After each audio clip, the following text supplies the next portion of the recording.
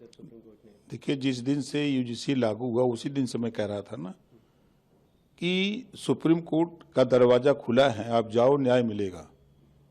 उसी दिन से मैं कह रहा हूं, सरकार भी आपके पक्ष में है। सरकार ने भी ये कहा कि हम केंद्रीय शिक्षा मंत्री ने भी कहा कि हम कमेटी बना देते हैं, 15 दिन में जो रिपोर्ट आएगी, जो संशोधन करना होगा कर लिया जाएगा, जो रिपोर्ट कहेगी, जो संस्तुति आएगी। और सुप्रीम कोर्ट ने तो मैं तो उसी दिन से कह रहा हूं कि आप सुप्रीम कोर्ट जाओ, दरवाजा खुला, न्याय मिलेगा। आपको अगर इस तरह का अंदेशा है तो आज वो सुप्रीम कोर्ट गए, सुप्रीम कोर्ट ने उनकी बात को माना, अब स्टे दिया है, अब आगे सुनवाई होगी तो अपना बहस करें। भारतीय जनता पार्टी के लिए आपको नहीं लगता केंद्र सरकार के लिए एक बड़ी झटका? कोई चीज नहीं है। कौन सा झटका है?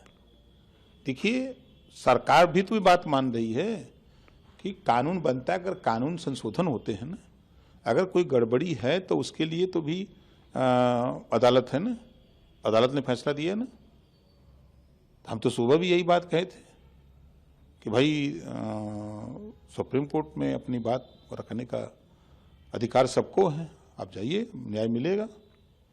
तो सुप्रीम कोर्ट ने बात को समझा और समझ करके वो स्टे लगाया। बरेली के जो मजिस्ट्रेट थे अलंकार अग्निहोत्री, जिन्होंने इस्तीफा दे दिया और तमाम बातें कही, वो कह रहे हैं कि ये बहुत बड़ी जीत है, इसे जीत बता रहे हैं।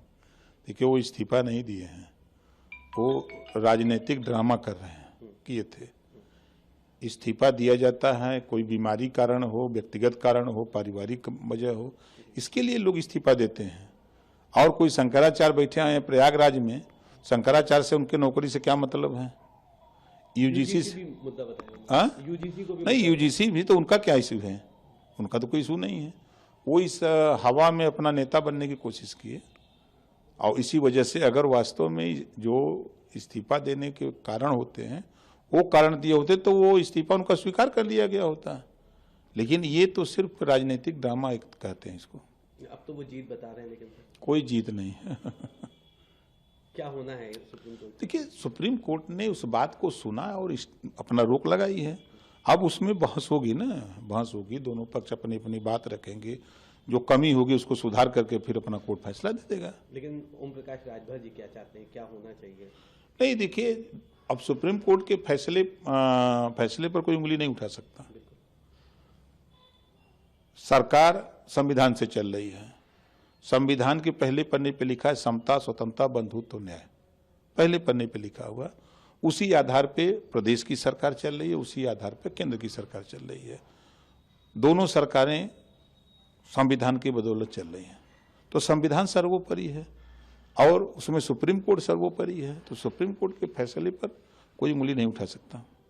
गर्मियों की छुट्टी होने वाली थी, मेरे पापा आने वाले थे, तो हम लोग सभी खुश थे। तो मैं बेड पे चढ़ के डांस कर रहा था, लेकिन वो पहले ही आ गए। फ्रीज। तो मैं उस समय तो कंटिन्यू नहीं कर सकता था, तो फ्रीज फ्रेम टाइप का हो गया। कसम पैदा कर